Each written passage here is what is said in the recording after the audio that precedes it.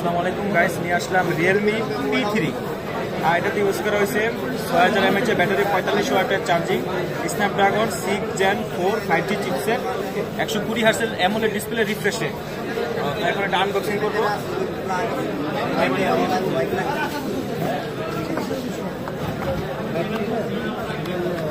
সাথে একটা back cover দেওয়া আছে।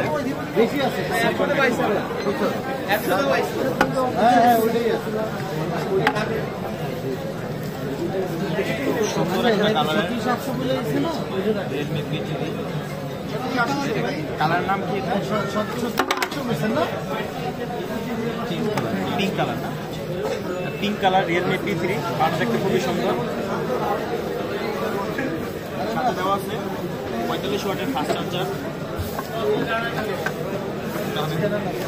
দেওয়া আছে কেবল দেওয়া আছে সাথে।